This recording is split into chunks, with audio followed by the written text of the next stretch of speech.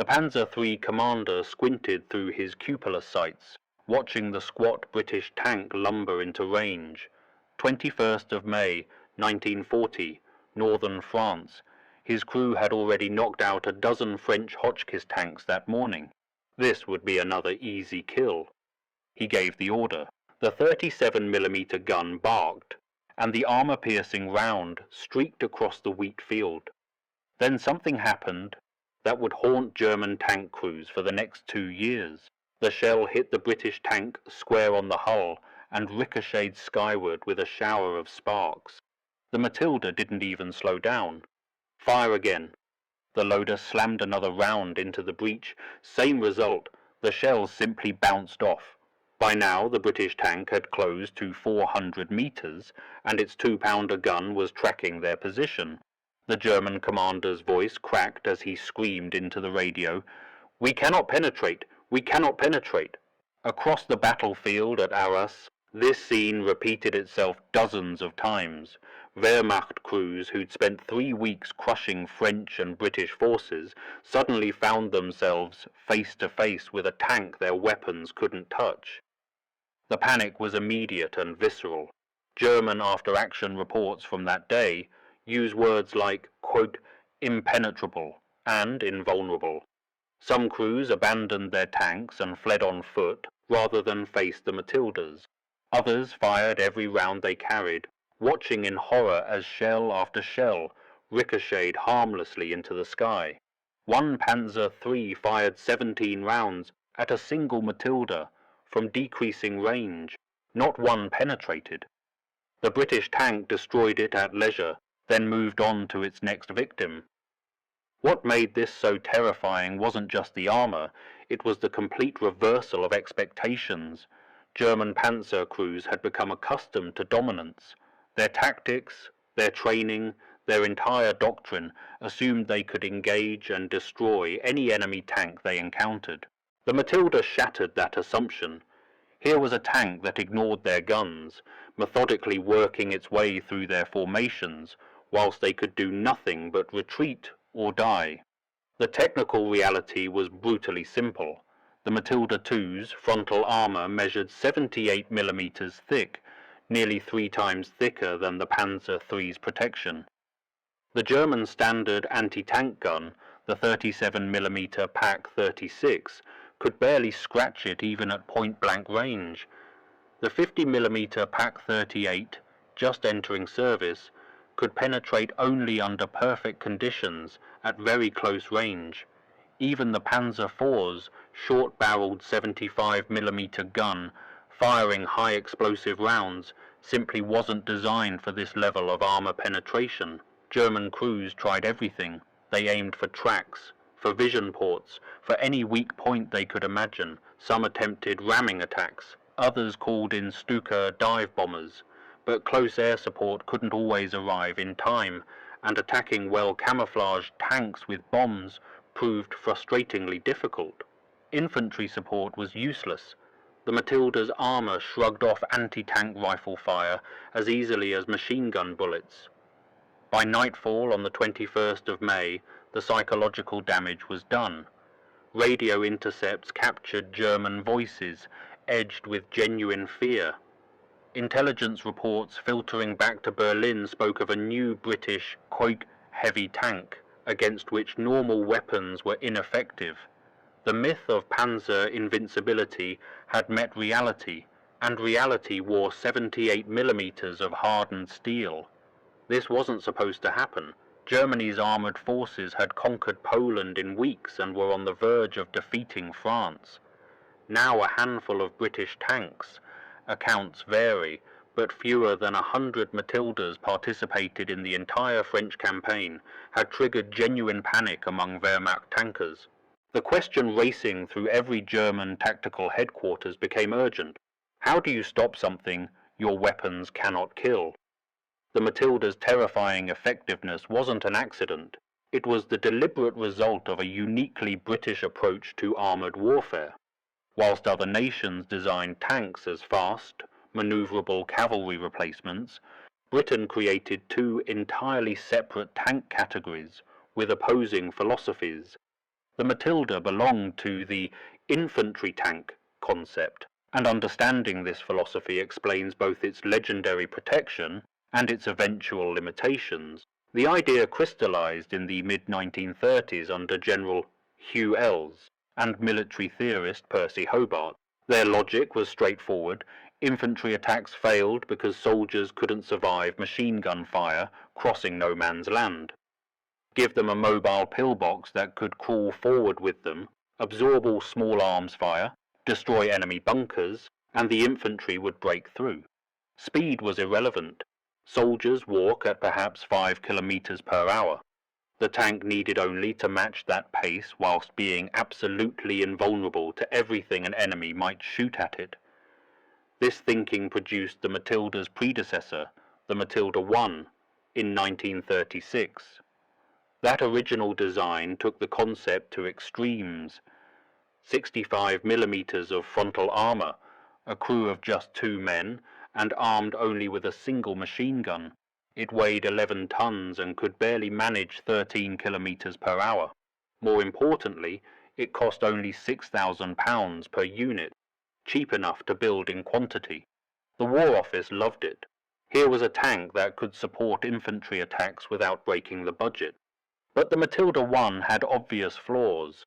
One machine gun couldn't destroy enemy tanks or fortifications. The 2-man crew was overwhelmed. So Vickers-Armstrong began designing its replacement in 1936, working to specification A12. The Matilda II, officially designated Infantry Tank Mark II, emerged from these requirements. The designers faced a clear mandate: maximum armor, infantry support armament, mechanical reliability, and cost-effectiveness. Speed wasn't even on the list. The result was a tank that looked like a moving fortress. The hull was cast in a single piece, revolutionary for the time, providing 78mm of frontal protection without weak points from joined plates. The turret added another 78mm. For comparison, Germany's Panzer IV carried only 30mm frontally. France's Char B1 Bis, considered heavily armoured, had 60mm. The Matilda was quite simply the most heavily protected tank in the world when it entered service in 1939. This armour came with trade-offs that would later prove fatal. Twin AEC diesel engines generated only 190 horsepower to move 27 tons of tank. Maximum speed on roads reached just 24 kilometers per hour, and cross-country performance dropped to half that. The suspension was adapted from Vickers's commercial designs, reliable but unsophisticated. The turret ring was small, limiting what gun could fit inside. The 2-pounder anti-tank gun chosen was excellent in 1939, but would become obsolete rapidly. Meanwhile, Britain developed cruiser tanks for the cavalry role, faster, lighter machines like the Crusader that could exploit breakthroughs and conduct reconnaissance. The 2-tank doctrine seemed logical. Cruisers would race around flanks whilst infantry tanks ground through fortifications. Each type optimized for its specific role rather than trying to do everything adequately. The Matilda's designers never imagined their tank-fighting panzer divisions in open maneuver warfare. They envisioned it supporting infantry assaults against prepared German defences along a static western front, much like the Great War. In that role, the Matilda's slow speed wouldn't matter. Trenches don't run away. Its heavy armour would be essential. Its small gun would suffice for bunkers and machine gun nests. History had other plans. When war came in September 1939, it looked nothing like the static warfare Britain expected. The Matilda would face exactly the mobile tank versus tank combat its designers never intended. That combat arrived on the 21st of May, 1940, outside the French town of Arras. By then, the German blitzkrieg had shattered Allied lines. Panzer columns were racing toward the Channel coast, threatening to encircle the entire British expeditionary force. The situation looked hopeless. The British and French armies were in full retreat, their command structure collapsing, but someone decided to punch back. Major General Harold Franklin assembled what he could: 2 infantry battalions and 74 tanks from the 4th and 7th Royal Tank Regiments. Of those tanks, only 58 were Matildas, the rest were lightly armoured Mark Is, 16 were the heavily armoured Matilda IIs. Just 16 tanks would create a legend that afternoon. The plan was simple: drive south from Arras, cut the German supply lines, and disrupt their advance. Nobody expected miracles. They hoped merely to slow the Wehrmacht juggernaut for a day or two, buying time for evacuation. The attack stepped off at 2:30 in the afternoon. Almost immediately, everything went wrong with the larger plan. Infantry couldn't keep up with the tanks. Artillery support failed to materialize. Air cover never arrived. The French attack on the right flank collapsed before it started. By conventional military logic, the British should have withdrawn. Instead, the Matildas pushed forward into the village of Duisans, straight into Rommel's 7th Panzer Division. What happened next shocked everyone, including the British. The Matildas rolled through German positions like a harvester through wheat. Anti-tank guns fired desperately. Shells bounced off. Panzer IIIs and IVs engaged at close range. Their rounds ricocheted harmlessly. One Matilda took 14 direct hits without penetration. Another survived 17. The German guns simply couldn't hurt them. Meanwhile, the Matilda's 2-pounder guns, whilst small, were perfectly adequate for the thin armour of German tanks and vehicles. They methodically destroyed everything they encountered. Rommel's division began to disintegrate. Infantry fled their positions. Tank crews abandoned vehicles and ran. The 7th Panzer's war diary records heavy enemy tank attack and notes a critical situation. That's military understatement for panic. Rommel himself grabbed a battery of field artillery and personally directed fire against the Matildas.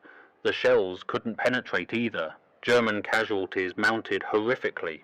Over 400 men killed or wounded, dozens of vehicles destroyed, including 9 Panzer IVs. Some reports claim the British knocked out nearly 200 German vehicles that afternoon, though exact figures remain disputed. More importantly, the attack created psychological chaos, far beyond its tactical scope. German high command lost contact with Rommel for several hours.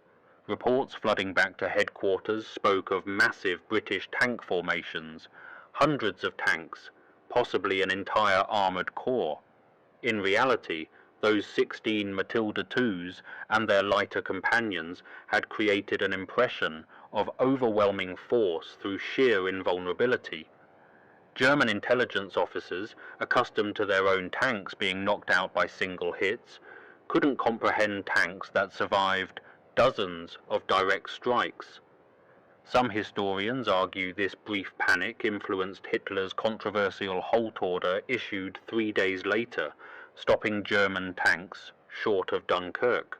The reasoning: if British tanks this powerful were operating behind German lines, perhaps the panzer divisions were overextended and vulnerable. Whether the Matildas directly caused that decision remains debated, but they certainly contributed to German caution at a critical moment. Had the Wehrmacht pushed through to Dunkirk immediately, the entire BEF might have been captured. Yet the Matildas couldn't sustain their attack. Mechanical breakdowns took their toll. The tanks had been overworked for days. German reinforcements arrived with heavier guns. Fuel and ammunition ran low. By nightfall, the surviving Matildas withdrew. Most were lost over the following days, abandoned during the retreat to Dunkirk. The strategic situation remained hopeless, but the legend was born.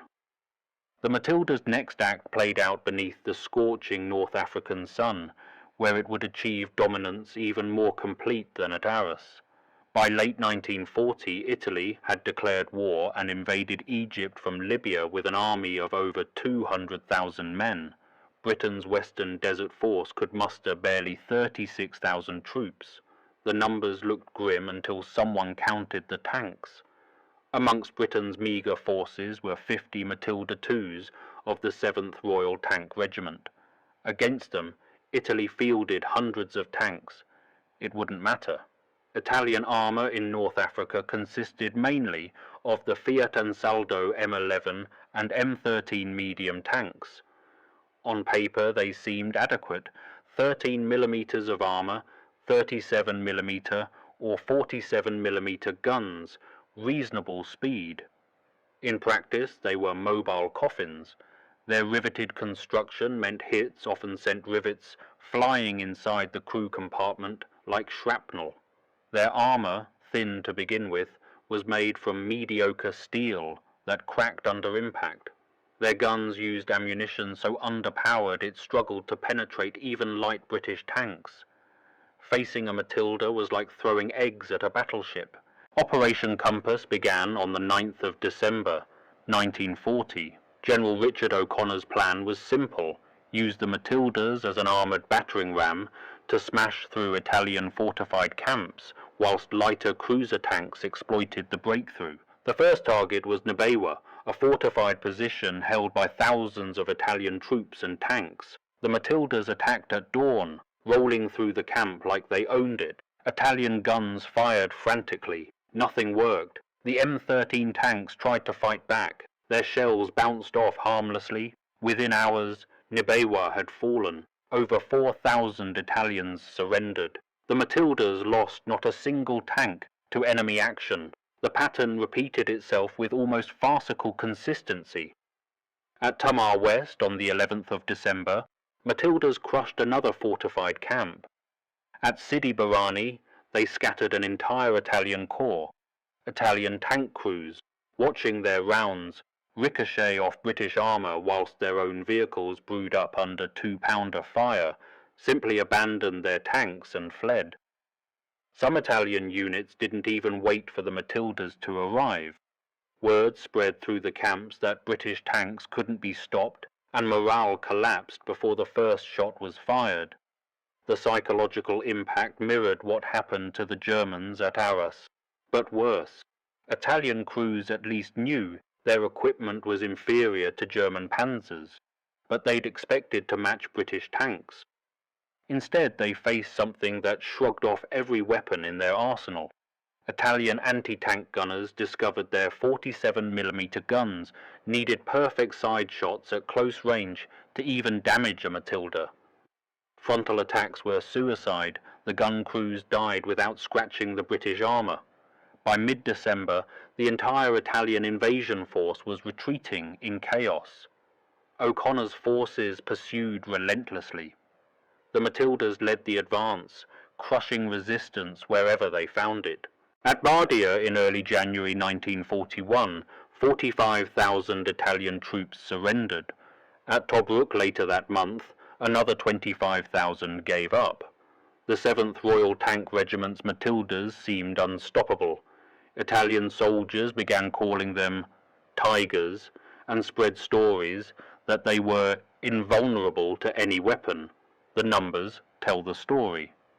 In 2 months of Operation Compass, Britain's tiny desert force advanced 800 kilometers, destroyed 10 Italian divisions, and captured over 130,000 prisoners. British losses amounted to roughly 500 men killed. The Matildas themselves suffered almost no combat losses. Mechanical breakdowns in the harsh desert conditions caused more casualties than Italian guns. One Matilda was recorded taking over 100 hits without penetration during the entire campaign. For Italian tankers, it was a nightmare. They couldn't fight, couldn't run. Their slower tanks were overtaken and destroyed from behind. They couldn't hide. The desert offered no cover. Surrender became the only rational option. The Italian collapse forced Germany's hand. Hitler couldn't allow his ally to be completely driven from North Africa. So in February 1941, Erwin Rommel arrived in Tripoli with the first elements of the Deutsche Afrika Korps. He brought Panzer IIIs and IVs, experienced crews, and a serious problem. British Matildas had just demonstrated they were invulnerable to every German tank gun in theatre. Rommel needed a solution immediately. That solution already existed, though nobody had thought to use it this way. The Flak 88, the 88mm anti-aircraft gun, was designed to shoot down bombers at high altitude.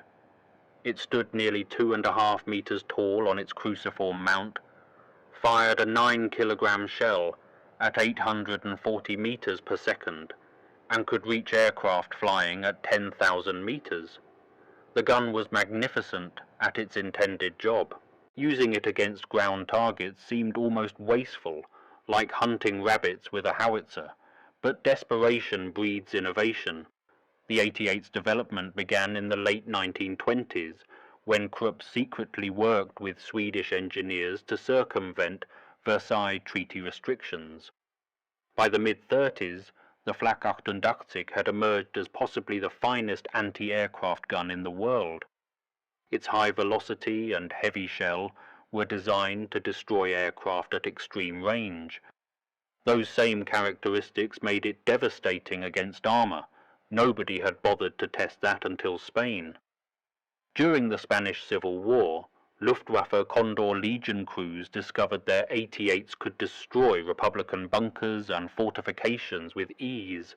A few enterprising gunners tried shooting at captured Soviet tanks and found the shells punched through armor like cardboard. The lesson was noted, but not widely distributed. Anti-aircraft guns were far too valuable in their primary role to waste on ground targets. That attitude lasted until German tankers met Matildas. The first recorded use of 88s against British tanks in North Africa occurred in April 1941 near Halfaya Pass. German anti-tank guns had failed completely against Matildas during several skirmishes. Rommel, frustrated beyond measure, ordered flak batteries forward into anti-tank positions. The gun crews thought he'd lost his mind.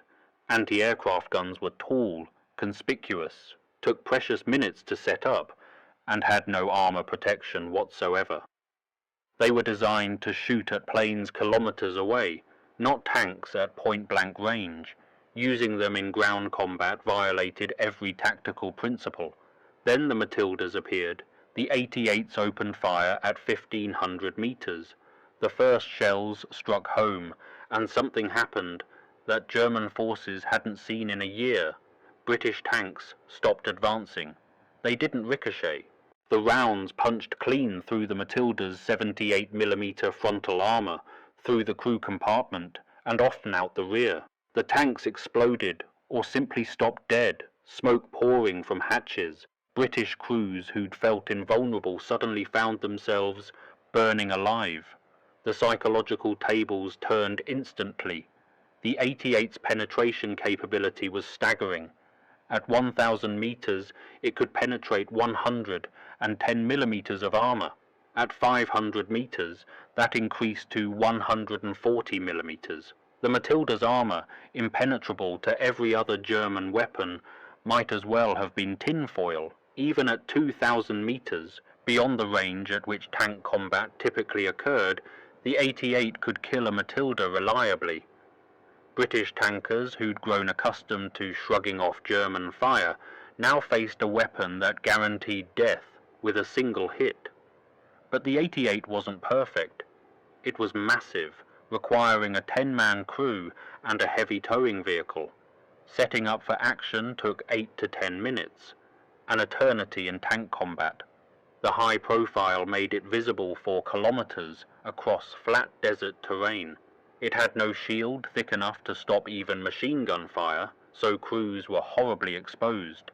Yet even as the 88 became the Matilda's nemesis, the British tank was already dying from internal weaknesses that no amount of armor could fix. The same design philosophy that made it invulnerable also made it obsolete. By mid-1941, The Matilda's limitations were crippling British armoured operations in ways enemy fire never could. The mechanical problems emerged first. Those twin AEC diesel engines, reliable in testing, proved fragile under desert conditions. Sand infiltrated everything despite extensive filtering. The engines overheated constantly in temperatures exceeding 50 degrees Celsius. Oil seals failed.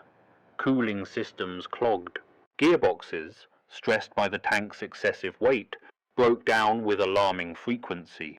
The 7th Royal Tank Regiment's maintenance logs from early 1941 reveal that at any given time, 30 to 40% of their Matildas were deadlined for repairs. Not battle damage, simple mechanical failure. The suspension suffered worse. Designed for European roads and fields, it couldn't handle the desert's rocks, waddies, and endless vibration. Bogie wheels cracked, springs snapped, tracks threw themselves with depressing regularity. A Matilda might cover 50 kilometers before something broke, whilst German tanks could manage 300. During Operation Battle Axe in June 1941, more Matildas were abandoned due to breakdowns than were knocked out by enemy fire. Crews learned to carry spare parts that other tanks didn't need, but even that couldn't prevent the constant mechanical attrition. Then there was the gun. The 2-pounder had been excellent in 1939. By 1941, it was dangerously inadequate. Germany introduced the Panzer III Ausführung J with 50 millimeters of frontal armor that December. The 2-pounder struggled to penetrate it beyond 500 meters. Worse, the gun fired only armor-piercing solid shot. No high-explosive rounds existed for it. British tank commanders couldn't suppress anti-tank guns with explosive shells, couldn't destroy fortifications effectively, couldn't even engage infantry in the open with anything except machine guns. Every other nation's tanks carried dual-purpose guns that fired both armor-piercing and high-explosive ammunition. The Matilda could only kill other tanks, and even that capability was fading. Upgrading to a larger gun was impossible.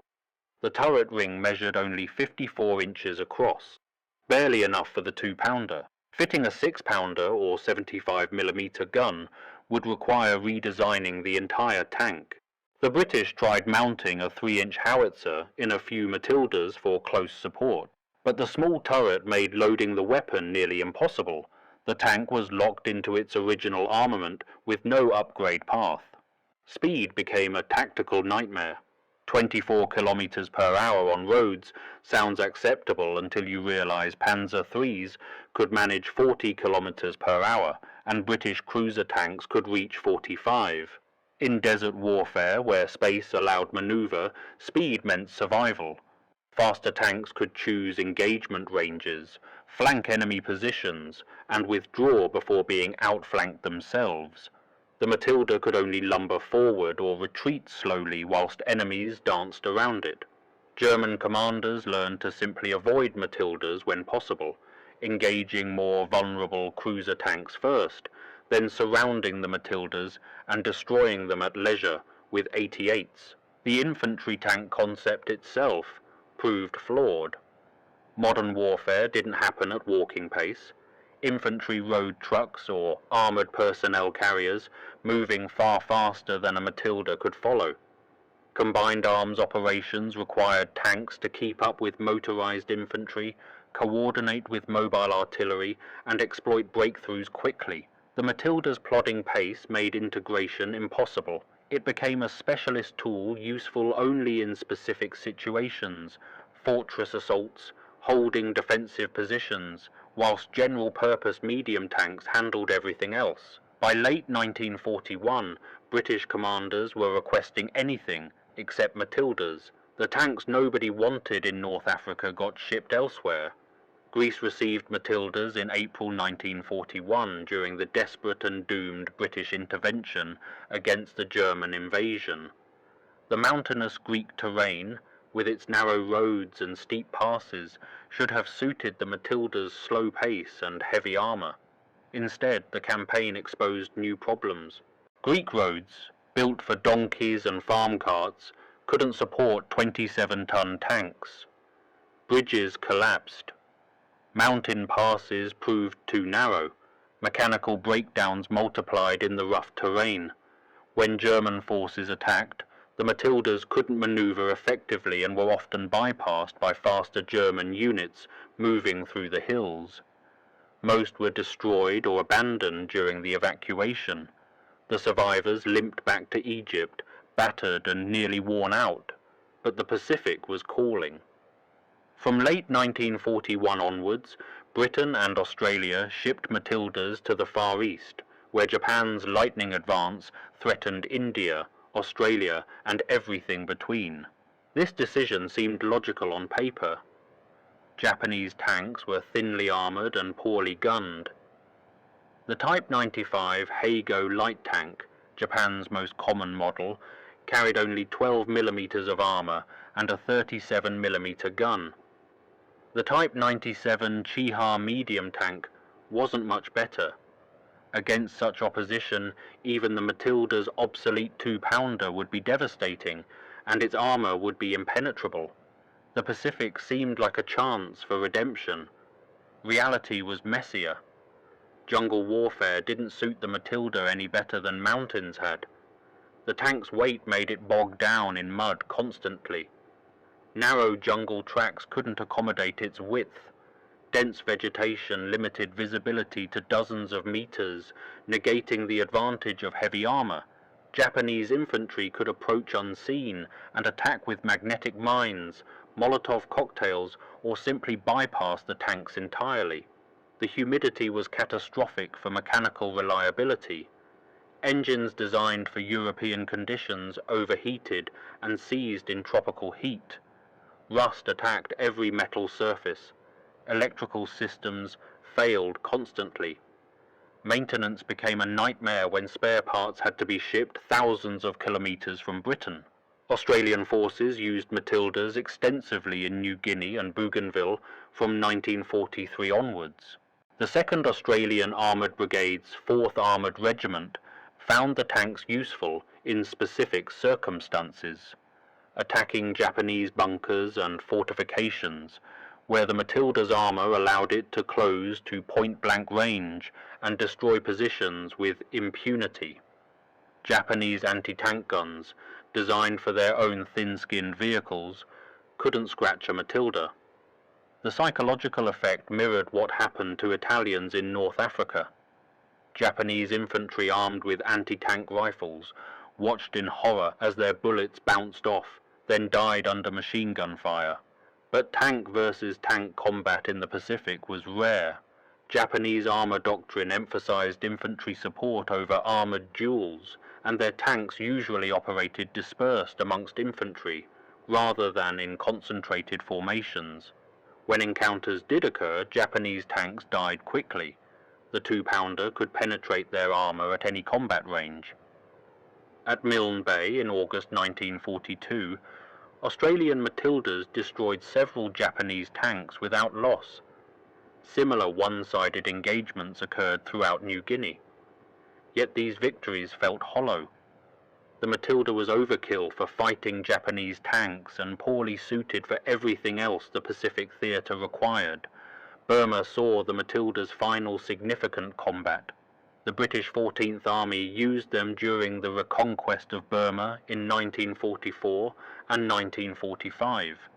Again, they proved effective in narrow tactical situations, bunker busting, defensive strongpoints, but useless for mobile operations in monsoon conditions.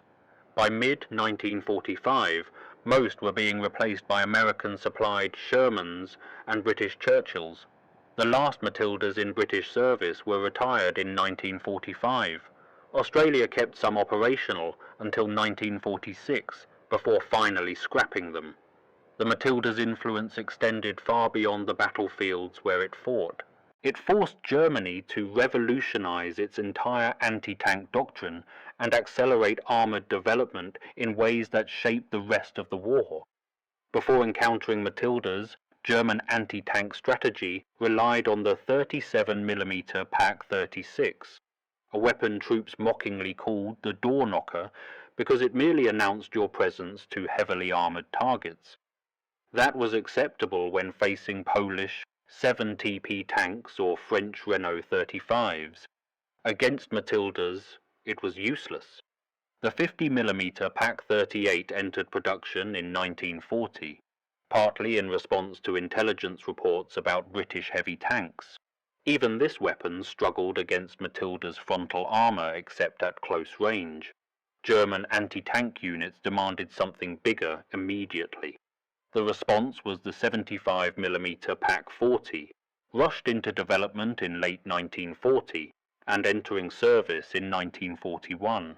This gun could reliably penetrate a Matilda at 1,000 meters, respectable performance though not matching the 88's reach.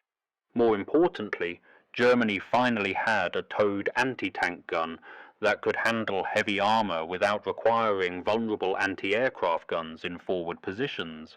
But the 88's success against Matildas had revealed something profound. High-velocity guns designed for anti-aircraft work were devastating tank killers. This realization drove the development of dedicated tank destroyers mounting 88mm guns. The Panzerjäger Tiger, better known as the Ferdinand or Elephant, carried an 88 in a fixed casemate. The Nashorn mounted the improved 88mm Pak 43 on a Panzer IV chassis.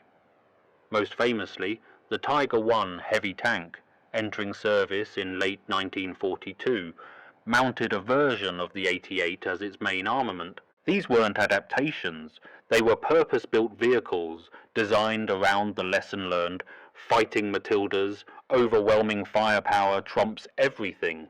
German tank development accelerated in response as well. The Panzer III received a 50mm gun to replace its inadequate 37mm weapon. The Panzer IV, originally equipped with a short-barreled 75mm gun for infantry support, was upgunned with a long-barreled, high-velocity 75mm that could engage heavy armor effectively. Armor thickness increased across German designs. The Panzer IV, Ausführung G, entering production in 1942, carried 80mm of frontal armor, more than the original Matilda.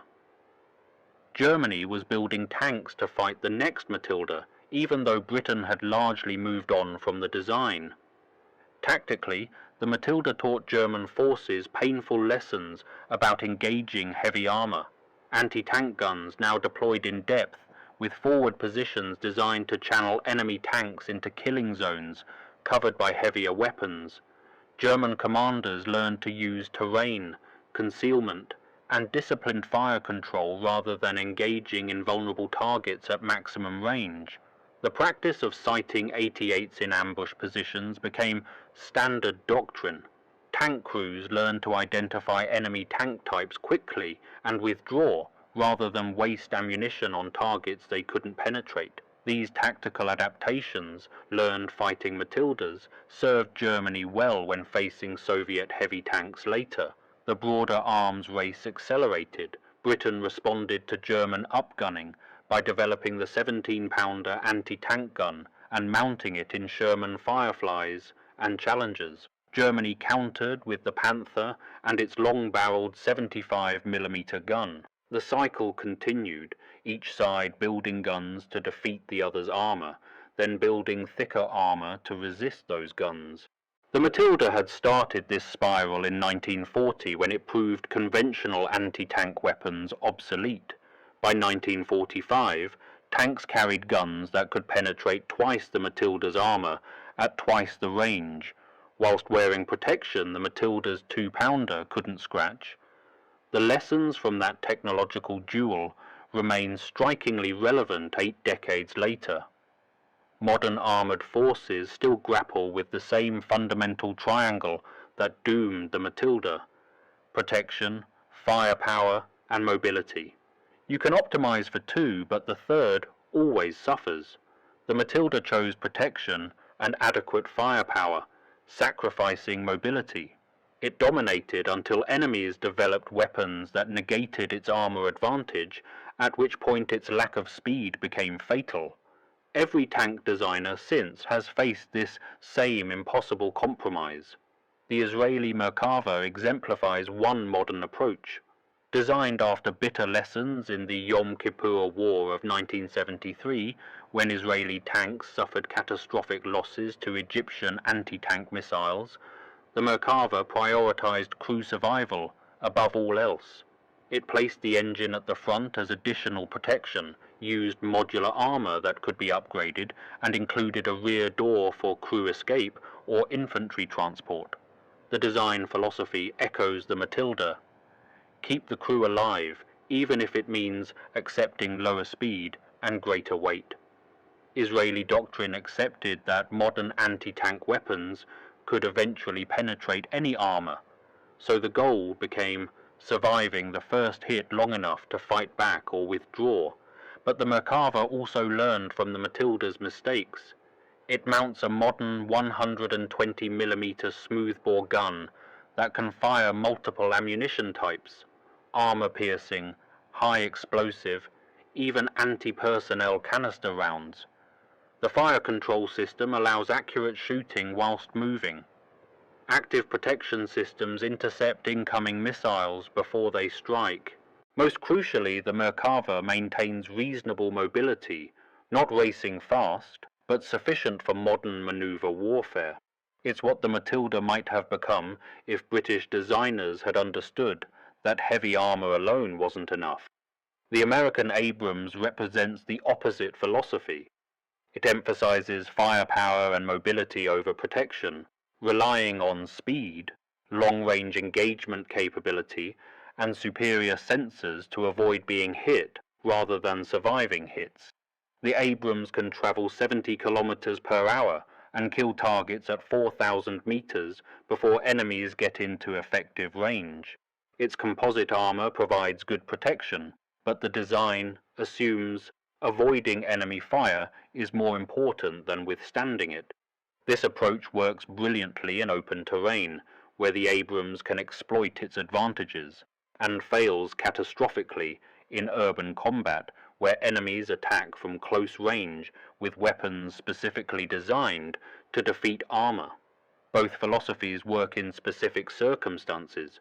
Neither works everywhere. That's the enduring lesson.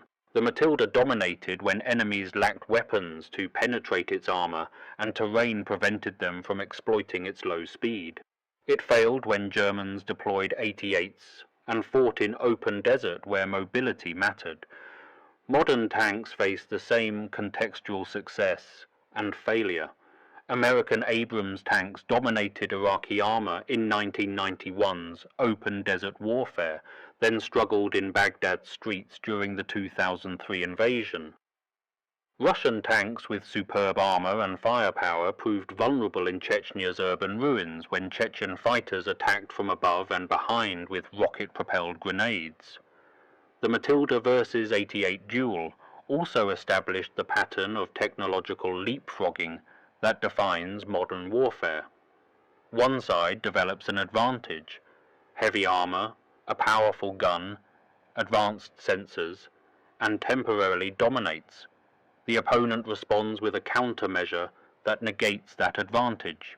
The original innovator must then develop something new. The cycle never ends. Modern reactive armor defeats shaped charge warheads, so opponents develop tandem charge warheads that defeat reactive armor, so designers create active protection systems that intercept warheads, so attackers develop missiles that overwhelm active protection through sheer numbers or top attack profiles that avoid it entirely. The arms race the Matilda started in 1940 is still running.